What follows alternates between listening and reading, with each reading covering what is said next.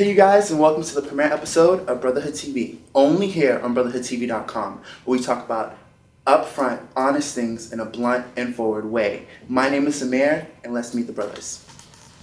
How you doing? I'm Trey. Hey everybody, I'm Earnest. Hi, I'm James. Hi, I'm Dash. Hello, I'm Angel. Alright, so the first thing we want to talk about right now is marriage equality in New York City. Finally, right? So marriage equality got passed in New York City. The Senate vote was 33 to 29 votes. New York becomes the sixth state with marriage equality in the United States of America. What do you guys think? I think it's perfect. I need to go find my husband. I think it's about time, and it's just, let's get more. Yeah. And especially with New York being such like a gay state and such a most of the United States population is in New York City. It really shows how things are moving forward and what the future holds for us. Yeah. Becoming more accepted. Mm-hmm. You know, it's crazy when Prop 8 happened. Mm-hmm. Places like California and places like New York City, I was shocked and surprised that they already didn't have marriage equality. Right. You know, like places like Iowa had marriage equality before California. That was a little bit confusing for me. You know, so I definitely think that was one of the big things that happened for me. And to think that Stonewall happened in New York City, it was definitely a major win. It was a major accomplishment, you know, for people in New York. So I'm really happy for the people in New York City. Yeah. Long overdue, but yes. Definitely overdue. I can't wait to get married in New York. Hello? Right there on that Empire State Building. I mean, it just makes perfect sense. In New York City, there's always something gay to do, Sunday through Saturday. It doesn't matter what time of day it is. And the gay influence is obviously, being pushed a lot more. It's being charted in the entertainment industry. The fashion, industry is definitely being charted. So it's something that's real, that I feel like every state should kind of look at this and see, we're here. It's happening regardless, and you'll start to see in those states we'll start to flood into the more updated, I guess you would say, or modern cities that accept us and that will stand by us and fight for us as well. We also have the Village, too. Mm-hmm. I heard it's a wonderful place to live. I know it's crazy. I definitely think within the next 10 years, every state in the union will have marriage equality. What do you guys think? Yes. Every state in the It's union. slowly migrating to that. Yeah, every single union will have. Definitely. You know, and I definitely would not want to be one of those 29 senators that voted against marriage equality. And I think one of the things that was just really amazing is that I think that it was really one of those issues that we got a nonpartisan type of participation. Mm-hmm. I mean, as much as the Democrats and Republicans are at each other's throats all the time, this was definitely an issue that I really just, it's you never know. And I think that in itself says a lot. Yeah, it speaks for it. A lot. Definitely. So I don't know if everyone heard about the whole Tracy Morgan situation. Yeah, sure. So Tracy Morgan recently had a show, a comedy show in Nashville, Tennessee. And he went on this just really anti-gay rant. So first of all, he started talking about how when woman likes another woman or is attracted to another woman, it's just her pretending because she hates fucking men. The other thing he talks about was the fact that if his son ever came out as gay, he would stab him to death. Now, the whole irony in this whole situation is the fact that Tracy Morgan is on 30 Rock, which actually got a GLAAD award, which is a Gay and Lesbian Alliance Against Defamation. So, there's all these different responses going on from GLAAD, from the HRC, the Human Rights Campaign, and he actually wrote an apology, basically talking about that he's an equal opportunist when it comes to jokes, and that he regretted it. And so I just kind of want to open it up. I mean, what do you guys think about it? That his apology is... I personally feel that it was a comedy show, so he can make comedic statements. I don't understand why everybody is always up in arms when something is negative toward gay people. He also talks about black people, he talks about white people, he talks about a arrangement of things. So as soon as there's something about gay, it's like, oh no, you can't do that, you can't do that. So it's like, I think it's because it's such a touchy subject right now. everything's a touchy Like subject. if you go back if you start like at a certain era, you couldn't say black jokes because it was just considered. So it's a sensitive topic you couldn't do. Like right now with all the bullying, suicides, and everything like that, when you say a gay joke, it's like a no. Because it's just a sensitive, at this time being, is a sensitive subject. I think also that it is one of those things that I think that there's always this double standard in these type of issues. I mean, I think that if it was an openly gay person saying those type of jokes, it would be felt a lot differently. But I think when you add sort of like this power dynamic, straight and gay, black and white, it's felt a lot different. And I think that it offends a lot more people when you play into that dynamic. But I think it's felt differently. I'm sorry, but I totally feel as if he was completely wrong for the joke. It was completely out of line. It was completely inappropriate, number one, and number two. And to say something like you'll stab your child to death if he came out as being gay. And to think, when I heard that, I thought about all the kids that have parents who are abusive to them, who neglect them, who mistreat them because they're gay. And to even top it off, then he goes to a homeless shelter for gay youth. And I'm sorry, but I was offended by that. In my mind, it's like, that's an asshole move. That's really like a coward move to like, oh, I'm sorry, so I'm gonna go and see gay youth. That to me was just rude. It was wrong. So basically, he said it, you wanted him to apologize, he apologized, so you don't accept his apology. I'm sorry, his apology was But fast. But what amazes me about this is there was nothing funny about that joke. Like I wouldn't laugh at something, like I would stab myself to death. I would, like, who's gonna laugh at that? And secondly, like what amazes me is that you say these things and then you apologize. So why say it in the first place if you already know that you're gonna have a negative connotation behind it? Like why do that? Especially where it can hurt your career if you're doing all of these, like, other activities supporting gay youth. But then you make a joke like that. Like how are the gay youth gonna take you seriously if you're saying things like that? But in turn, how do you ask me to apologize? I apologize, but it's not good enough for you. No. It's like you want me to do it, but you don't want me to do it. And then it's like, okay, I apologize to everybody, so I'm going to reach out to the people that obviously were most offended, most like the younger youth, because that's what he was talking about in his joke. And it's like, no, we don't want it anymore. So I want you fired. I want everything done, everything kaput. No, it's like, I feel like there should definitely be an example set of Tracy Morgan. Like, I feel as if he should have gotten fired by 30 Rock. I personally feel as if he should be held accountable for those things. Yes, he apologizes. Yes, we accept his apology. But along the lines, it shouldn't have been said at all. And what was the worst for me was him going to that shelter and talking to these kids and making it a photo op opportunity. For me, that is where he crossed the line. Making it a photo op opportunity and taking pictures with these kids, sitting down talking to them, and he's like, oh, I'm sad. No, it's inappropriate. whatever happened to freedom of speech? Why can't he say whatever he Freedom of wants? speech, talking about stabbing your child to death, talking In about a women. joking, you're No. doing it in a negative tone, in a joking manner. Like if my child How is do you gay, jokingly say, the if same my way child you is say- gay, I'm gonna stab my kid to death? the same way you say a Talking about slave women, joke, the same way you say. women who don't like men, lesbians basically just don't like fucking men. I don't get that. That's inappropriate. Okay, so personally, for me, it was a little offensive because being stabbed by my mother because I was gay and I have the scar, I have to live with it. So for me, it hurt.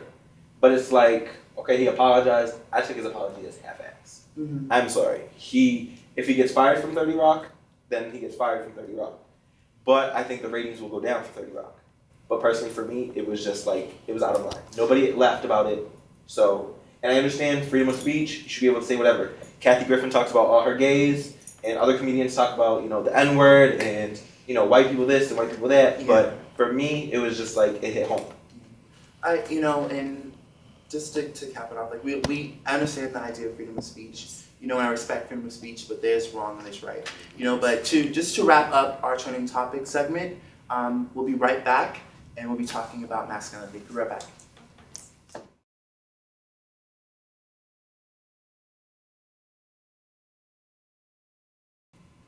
So welcome back, you guys, to Brotherhood TV, only here on brotherhoodtv.com. The next segment that we have here on the show, we'll be hosting a topic. Each episode will be talking about a different topic. So back in May, there was a study released by Errol Fields that he studied 35 young black gay men ages 18 to 24 in Rochester, New York, Atlanta, and New York City. Researchers found that the participants almost exclusively preferred romantic and sexual partners they perceived to be more masculine. And are reluctant to allow a man they perceived to be more feminine to top them during sex. Allowing men they perceived to be more masculine to control the terms of sex and what kind of sex happened, including condom use, and considered masculine men to be less likely to have HIV and feminine men to be more at risk. So what do we think? I mean, personally, I think that 2 states is not enough. I think in only 35 of them, I think in order to make it a valid point, make it a fact, make it us go by it, I think we need to do more than just 2 states in order for me to, I mean, because it's just a stereotype based on just 35 people, and I just think it's just not enough for us to go by and think about it as a fact. Well, I believe it's a good core study. The way that I perceive it, I mean, it makes sense. We have the masculine men in the gay community, the trade, and you see them and they're kind of idolized. So it's the feminine boys who are the butch queens or the cunts. They kind of want to be with the masculine men, but they kind of get they're good for sex, but not relationship types. But then you go to states like Atlanta, or even when you're in Miami for Sizzle, you'll see a lot of the masculine guys grouped together, and they just prefer to be with men who feel like men because for them it's not socially awkward to be with an overly feminine man. So I think for them picking Atlanta, which is high and the down low community as well as just gay in general. In New York City, obviously there's gay marriage there now. I think it's a good core study, but he can dig a little bit deeper. Definitely. I definitely want to just say for Errol Fields, he definitely, one of his biggest things is that there needs to be more studying on it, but he was shocked to find just amongst those 35 people. So I agree that it's definitely a great core study, and a starting point is what was very important. For me, I personally feel as if, let's cut it and let's be honest, a lot of us have had that thought at a young age, or a lot of us have thought that at a certain point in our lives. For me personally, when I was a lot younger, I had that idea okay, well, more masculine men aren't frolicking around and having unprotected sex with people. It wasn't until I got to a certain age that I was okay, that's not the case. So I definitely feel as if, it's something that we don't talk about, and I feel why this is so important. This is something to talk about. Why should someone control our sexual activity? Why should one person be in control of if we use condoms or not? And let's talk about the idea of top and bottom. Let's talk about the idea of how exactly do we define masculinity? So that's definitely what I take from it. I personally feel that the study is kind of dead on, because I feel more effeminate men, not all, but a lot of effeminate men are more submissive when it comes to the trade or straight men, because it's a fantasy. It's oh my God, I'm a woman and I'm the damsel in distress. I want this big brawly man. He's so manly to take care of me, and it's I'll listen to whatever you say as long as I get that image. When I go to my friends, I want to say, oh, meet my tradie boyfriend, or meet this big old man that I have because I'm this pretty little girl, or I'm this beautiful woman. I'm a lady now. So a lot of people feel that way, which is sad, but it's the truth. I felt that way before, and a lot of people, they can say, oh, I never believed that, I never believed it. It's the truth. Even men who are the trade believe oh, I need a feminine man. I need that man that looks womanly. He has a really nice body, shaped like a woman. So I need that because I'm the man. So I need a woman. So it's just I don't know. It's just really convoluted, the whole theory in general. So I don't know.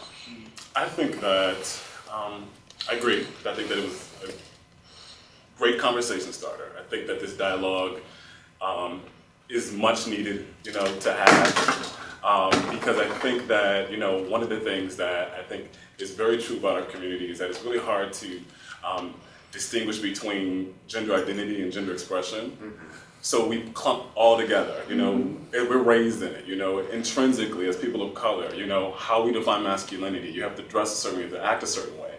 And so I think that, you know, that's where that's why masculinity is so like, it's like it's like you said, it's idolized, and it's one of those things that everybody, and I think if, you know, we did a poll, you know, and asked everyone, even here or even outside of here, you know, would you let someone more feminine than you top you?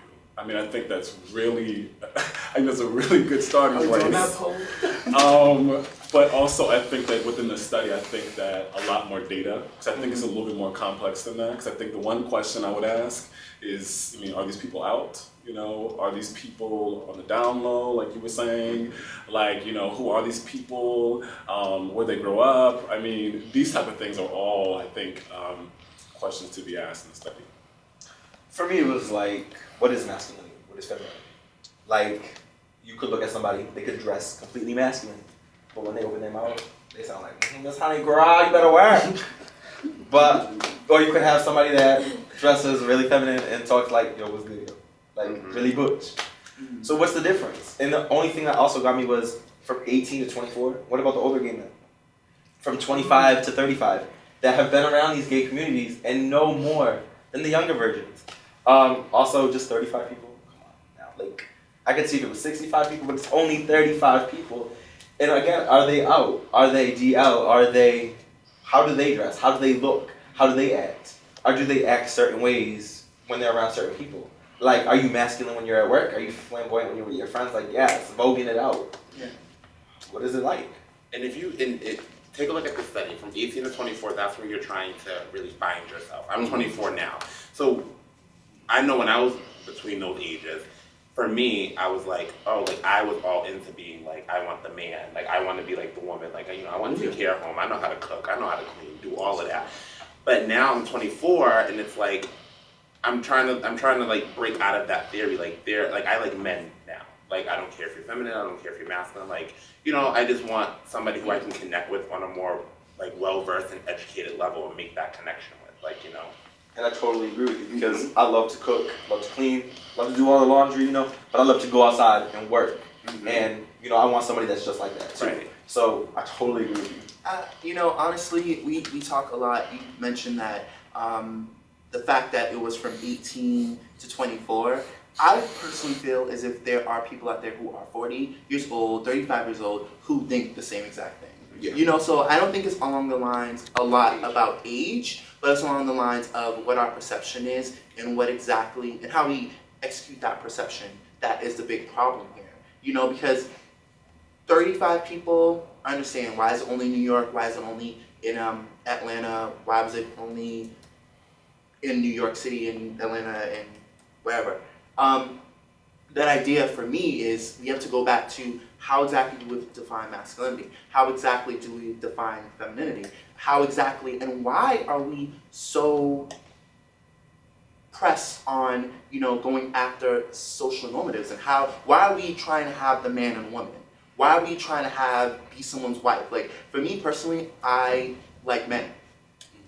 Men, period. I love it. You know, feminine, masculine, whatever it is like, as you are a guy, you know, and that is what I'm attracted to, and it's how you treat me. It's along those lines, you know, and back to this top bottom thing, I personally feel that your top is someone else's bottom. So I don't believe in this whole like, oh, he's only gonna top me, or this person's only gonna be the top, et cetera, because whatever it is, so. But I feel that also the research left out versatile people. I'm fully versatile, so I don't care. I'm flipping. The best of both worlds. The best. Thank you. I'd rather flip in the bedroom than just be stuck to one. Like, that gets boring after a while. Like, really, just pounding one thing or getting pounded. Like, I'd rather flip-flop the same night. Like, I don't understand. Getting So, that's just how I am. But yeah.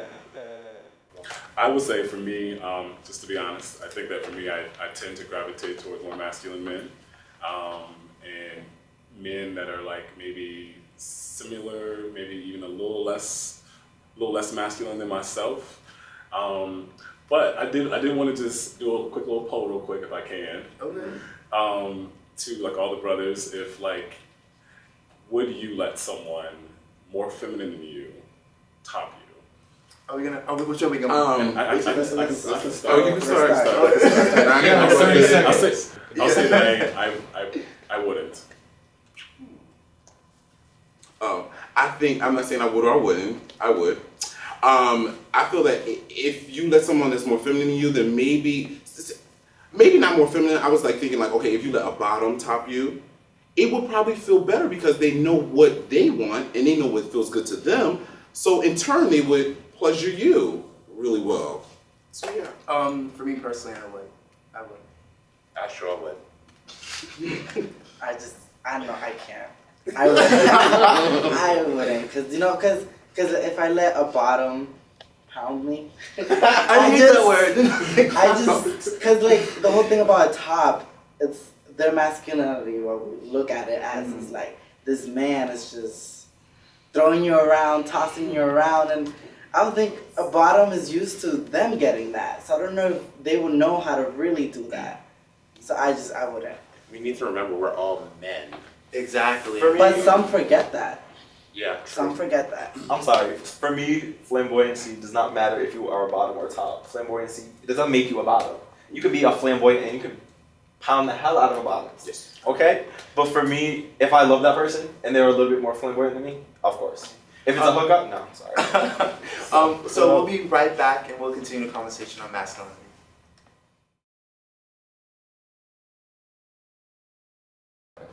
Hey guys, welcome back to Brotherhood TV. We're still talking about our ideas of masculinity.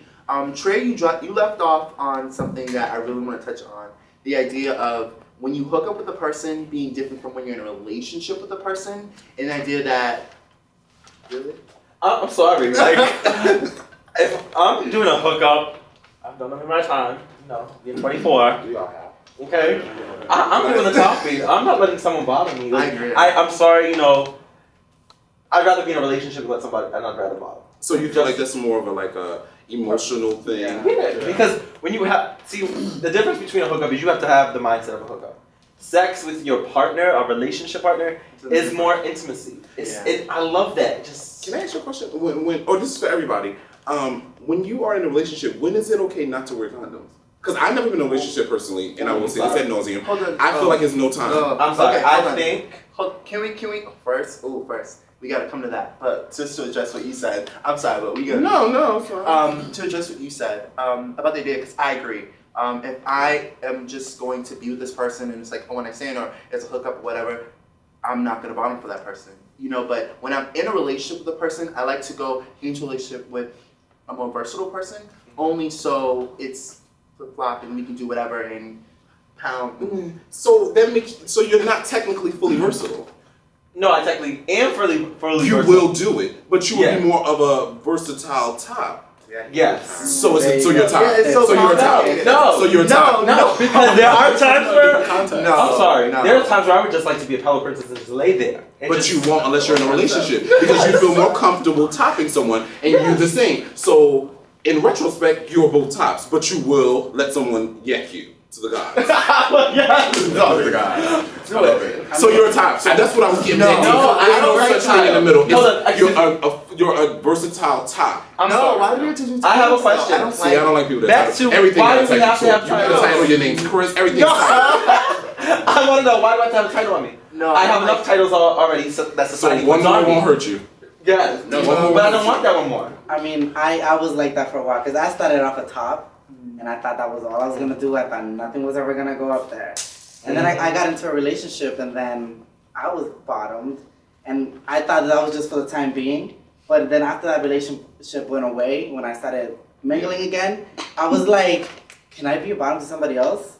I was the top originally, so it took me a while to just be bottom to somebody else again. Thank you. I don't know. So which one do you prefer? No, I don't. Okay, Which one do I'm you gonna be prefer? honest with you. I started off at top. You like being a bottom? Yes. She like her Kit Kats. It's okay. No, I You know still what do it both. is? You know what it I still is? do both. Because you're doing it too, and you're doing it too. People, I don't want to be just a bottom. Like when people come out the closet, they don't just want to be gay. They want to be bisexual because that sounds better. You're That's how I came out the I'm sorry, You're a bottom. No, it's not. I came out the womb gay. Well, yeah, some people I came out the womb gay. It's always going to be fallacies. But like I came out and I said I was gay. My friend, he came out and said, "Oh, I'm bisexual." No, boy, you're gay. You just want to say that because it seems better. Like, I still can go back. I still can go back. Yes. And I feel like you don't want to say like, "Oh, I'm just one thing." I'm not saying you're one thing, but you're mainly a top. Majority rules. You would rather So prefer. why do we say this is what I am? Like me personally, I personally feel that there are people out there that have a preference that only want to top.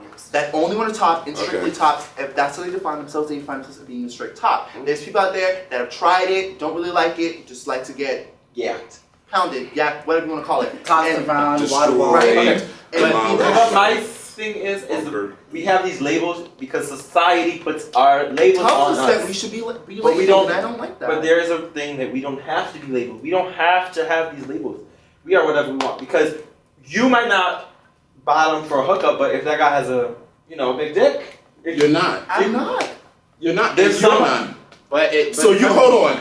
So wait, so you will bottom. So you will bottom if they have a big penis. You don't have to be in a relationship with them. Really? Because that's when I get scared. See, I think You get scared? I'm like, bet out there. I don't But the know. biggest key in all of this is about chemistry. It's Yes. about Yes. the person Yes. that Okay. like it doesn't matter. Like there will be a lot of people that you deal with who you already have the mindset like, okay, well this is what's gonna happen.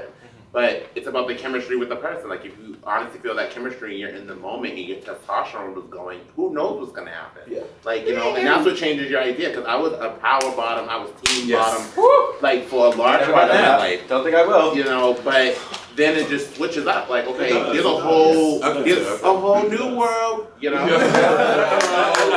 think I'm sorry. I think for me, like I started off, strict top, and I think a lot of it had to do with like what I heard about like bottoms, I think my mom told me once, I'm really mad about this. Mom told me that she had a gay friend and he got like a dildo stuck up his ass. And so had all these like myths and everything. So psychologically, I could never even see myself going there. But someone came along who was more masculine than me. And I just delivered. But literally the fantasy, it was the first time ever I fantasized about being a bottom, and even to this day I find myself gravitating more towards tops than bottoms. So what would you say you were? No, don't answer. He's trying to label He wants to everyone. label you. yesterday. No, he wants to label you. But maybe it's just me personally. Like I'm sure it's other people that will be out there. I feel like everything needs a label, whether you like it or not. No. Everything needs to be labeled. That's Just be a social preference. normative. Because That's and you don't have no that's label. social normative. You don't have no label. Say one day you just don't feel like being this. I want to be a bottom. I meet you and I say, well, I would like to have sex with you. I'm strictly a bottom, but you are versatile. But you don't feel like being a bottom. So we go to the house. We don't know nothing about each other because we don't want to label each other. We get there and we just looking at each other like, all right, so when you gonna whip it out? Exactly. I ain't whipping it There's out, and different you ways. don't feel like whipping it out. There was So no it's like, chemistry there in the Yeah, first There was exactly. chemistry. I like you. I like you. No, it's- But sometimes you just don't feel like being a bottom. You don't feel like being a top. Maybe it's that You're time of the not month. having Maybe you sex. haven't cleaned. You're So gonna maybe you get went to paid. McDonald's So you before. have to say So what do Can I I just say? say- You did have McDonald's. We I- have to had those fries. Yeah, they have I- social normatives though. Because why do we have to label ourselves? Why does it have to be a man and a woman in a relationship? Why does it have to be a butch and a queen relationship? Why does it have to be the man? Whatever. Like, why do we have to have those things? It's because That's of just social the way norms. it is. So why? It's not the way it is though. You're black. Okay. You're a male.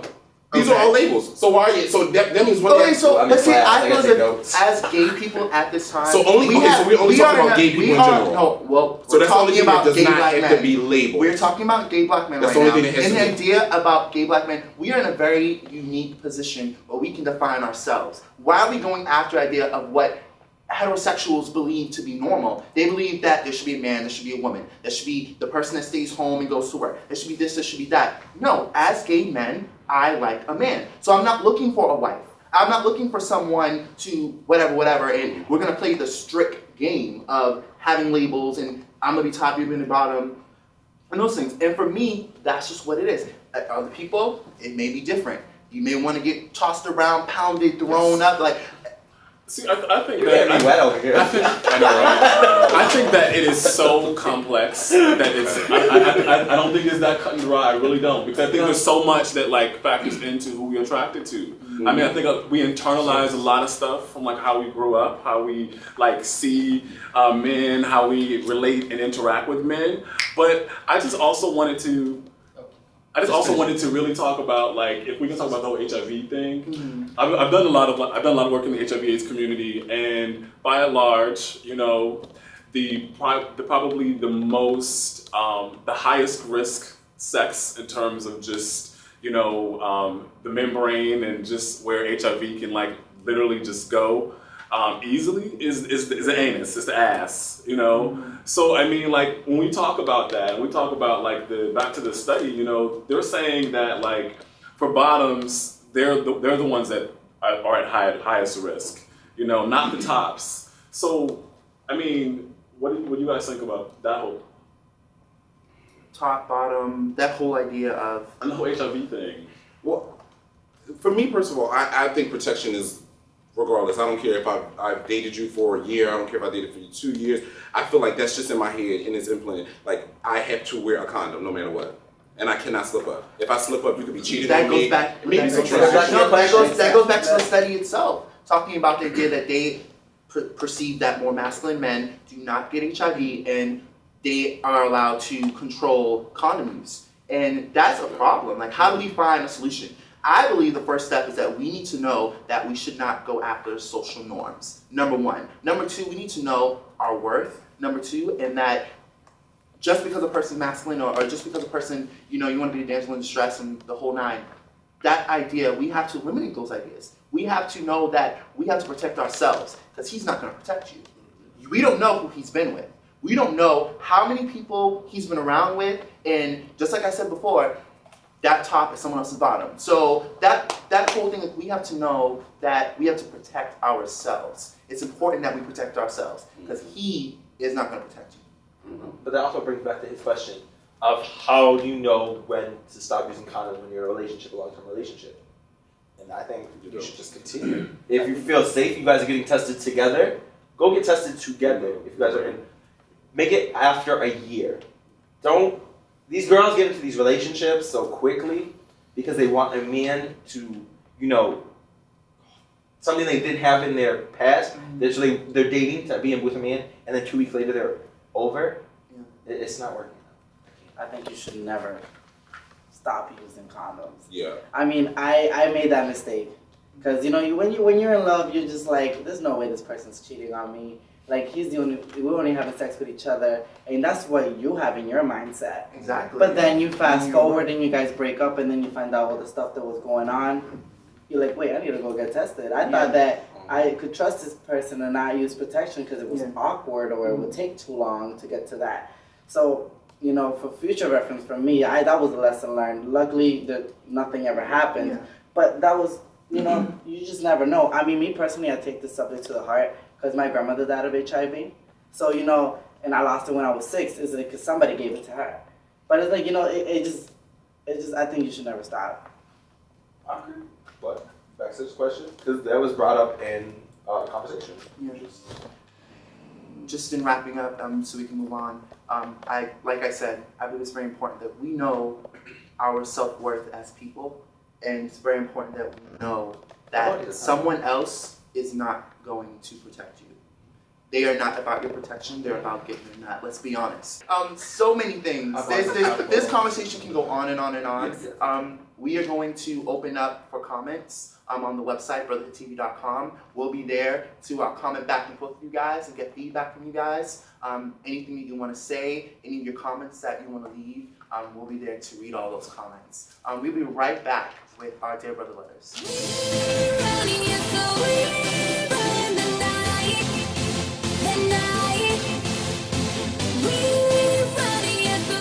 Welcome back, you guys, to Brotherhood TV. The last segment of each episode is something we call the Dear Brother segment, where you can submit letters and we'll seek out advice, say whatever you want to say, and we'll be answering all those letters. So you can email us at letstalk@brotherhoodtv.com. Again, that's letstalk@brotherhoodtv.com. So we have 2 letters today, and Trey's going to read our first letter. Dear Brotherhood TV, I'm a 20-year-old college student. I recently have been seeing a guy who is 51. It was supposed to be a one-night stand, but we've been seeing each other for 4 months now. Can I really have a relationship with a man 31 years older than me? I don't think so. Age ain't nothing but a number. Thank you. I would say yes. It comes back to chemistry. No, Yes. I don't think you can. If you're Like, mature enough. no, Yeah, it's the it's- experience though. Like, yes. I want to. Come on now. I want to go out. You want to. Oh, that's true. Yeah, it's me. Some It's hard people to don't see. want to do. Yep. Some people it's so You know, funny. I don't think you can. I was just something. Can I say this? for someone who is into older men myself, I You think can that email him. I think I know, right? I think that it can work. I think that both of the people need to be really comfortable. Sorry, really comfortable. I think it's all about communication. I think there's certain dynamics that do come into play when you're talking about like some like 30 years age difference. But I think that, you know, even if that is the case, and I think one thing that I can say in my experiences that comes into play is like a power dynamic, or they feel like they are entitled to a certain level of power in the relationship, or like they feel like just because they're 30 years older, then, you know, you have to listen, that you might be more naive because you're a certain age. Those are things I don't think can work, but I think that, you know, I've definitely been in relationships in which that wasn't the case, and so I think that, you know, for me at least, it worked. I don't know. It goes back to that idea of power dynamics. It goes back to the idea of, for me, the experience. Like, we are two people who are totally at two different places in our life. You Maybe know, even decades. how old is he? 20? He's 21. He's not even allowed to go in a club yet. He's 21. Okay. Oh, 20?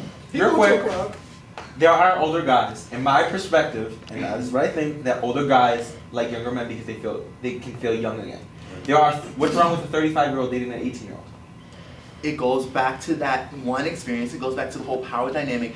I'm gonna date a younger guy, so I'm gonna feel younger, and it's gonna make me feel it, and I'm gonna.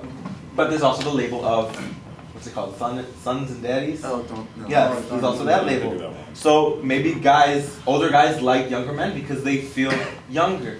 Again, it's also that you are as old as you feel. And I think it's really all about the awareness. I think that there's definitely some that comes with the territory dating somebody older, which I think, you know, there's probably more set in their ways. They're that age power dynamic. But I think on the other side, there's stuff that comes with territory dating younger men. Not knowing what they want, I mean, indecisiveness, feel like, you know, they want to sow their royal oats, want their cake and eat it too. I mean, so I think there's both things playing. But I think, you know, if both are in check, it can work. I think it could only work for so long. That's what I think. Exactly. I think, you know, maybe at first it's like, oh, he's older, that's what I want. He's younger, that's what I want. And then you're gonna trip at one point. That's gonna come into play. Like, you know, age ain't nothing but a number. That's true. But eventually, the whole experience thing is bound to harm the relationship somehow. Somehow, it's gonna get brought up. You're older. You're younger. You don't have enough experience. You have too much experience. Like, I think eventually, it's bound to harm the relationship. I personally know somebody that is older, that has dated someone that's 20 years younger than them. You? No. Okay. That I know someone that's 20 years younger. And the older person liked to go out and do stuff. The younger person wanted to stay at home. It should have been the opposite. It should Why have been the should opposite. it have been Because the you're younger, opposite? you want to go out and do more. That's the social norms. Oh my That's the social norm. You Yeah. know what? If you want to date somebody that's 50, date somebody that's 50. If you want to date somebody that don't know what they are, then date somebody that you don't know what they are. Do whatever you want. It's a free world, freedom of speech, everything. It doesn't make no sense. Just- like, if you think that this person is going to think, oh my God, he's younger than me, so later on we're going to break up, then you're going to break up. If you think it, then it will be. If you don't, then it won't. If you love that person, then you love that person, no matter what. If he's 16 and you 32, if he's 21 and you 22, it doesn't matter about age. It just matters about. It does matter about age if you're under 18. No, it doesn't matter. Love doesn't matter. The law. The law is a The law is a different thing, but it does not matter.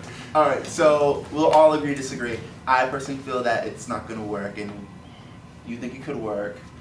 it will work based on the chemistry. Yeah. Like that's what it That's boils your down thing. to. And it's Phrase not that about page. it's not about being even like gay and like straight heterosexual relationships. The idea is that in the society that we live in, there's so many roles that we're supposed to play. Yes. And it's like, why are we playing these roles? There's no point in playing them. But if that's the way somebody wants to live their life, then so be it. But then you have the other people who are the outcasts who just want to be liberal and do as they please. Why should I have to describe myself and be like, oh, well, like, you know, he's 30 years older than me, like, you know, I'm ready to settle down now. There are men who are like 50, 60, who are still out, who are pushing, who are just doing everything. They're not like, you know, they're not ready to like, you know, drive into their grave. But, you know, in the same token, like, if they're happy together, then let them be happy together. Like, it's nobody's business. Amen. So we're gonna bring it into the second Dear Brother letter, and this comes from New York City. I have been dating this guy for about 7 months now, and I'm finding it so hard to accept the fact that my boyfriend has had a lot of sexual experience. I mean, he has been with triple the amount of guys I've been with, and we also live in a small city, well, a small borough. And he has been with about 4 people I know of. I know it is the past, but the fact is I hate the feeling of knowing so many guys have had a part of my boyfriend. What do I do? I'll open this one up. We go through these stages, especially in the gay community, and when it's a small community. If you date someone and you find out, like, you become friends with somebody and you find that, like, that's usually the opener, like, when you're talking with your friends, like, oh, like, I used to date him, and it comes up, it's like that socially awkward thing. You'll go through the phase of, like, you know, being like, oh, well, you dated him, like, I can't date him. But if that person has moved on and they're no longer together, then it doesn't matter at that point. As long as they're invested in you and they're interested in you and, you know, they're just all about you, then it shouldn't matter what happens in their past. I feel like when you bring up past things in new relationships, that's what brings them down. And that's, it's not going to succeed that way. If we're continue trying to fix things that you should have you should have fixed. It has no reason for us to fix it, you know? I'll definitely raise I have to agree with Dash that when you enter into a relationship, why does it matter who is of the past? For me, I don't want to know anything of your past or who you've been in your past and etc. Because for me, I'm focused on you. This is a focus on our future and how we're going forth. You know, I don't want to know about this person or that person and etc. I don't want to know about it. If we're at the club, whatever, and someone comes up to you and talks to you, you know, like, oh, that's someone of the past, and we'll leave it there. I don't want to talk about it. You know, so that's the first thing I would raise. To answer the question of what should I do, I personally feel as if, you know, if it's worth it, you just drop it. If it's worth it and you really like this guy, you just drop it and understand that that is the past. Well, I would like to raise, what if it's friend code 101. If you dated someone and then your friend is gonna date them, that's wrong. You don't do that. Says who? I'm sorry. Says who? Society. Like, No. friend code 101. It's either you're gonna follow social norms or you're not gonna follow social norms. I don't want to hear anything about I'm sorry. I feel that if you're a friend, say if you have a friend, because we all have friends that are, I don't want to say that are free with their body. So if my friend has sex, very lucid. If I have a friend that has sex with a lot of people, should I not date that person because my friend has sex with them? Maybe I'm like, oh my God, I love you so much, and then I found out my friend like, oh girl, I yacked her a long time ago. It's like, but dang, I liked him, so I can't date him because you already had sex I'm with talking him. about if So it's your best friend. my best friend, Well, my best friend just was very lucid. If it's your best friend and the person knows That's that you different. guys talked and dated, and then a year has gone by. Y'all have broken up, y'all went your separate ways. Y'all have both moved on. Your best friend goes and pulls that move. Can I just say this? So I think that I agree with what people were saying. That I think that number one, y'all need to have a conversation. I think you need to be really true and real to yourself.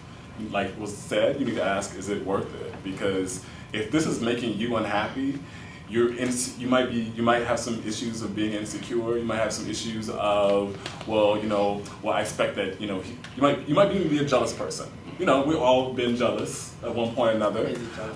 And so that's one question to ask. So I think that it's really about doing some soul searching within yourself to figure out if at the end of the day, with how incestuous this community is and your boyfriend's past of getting it in, how is it worth it? That's the question. Thank you. So you guys leave comments, let us know what you think. about our Dear Brother Letters responses, and also your response on the website. We'll be posting the letters also to get your feedback. Again, we'll be in the comment section commenting back and forth with you guys, so let us know what you think. Alright, and this is going to be the end of this episode, and we'll be back next week. New episodes air every Monday only on BrotherhoodTV.com. Thank you guys and have a good day. Thank you. Thank you. Yeah.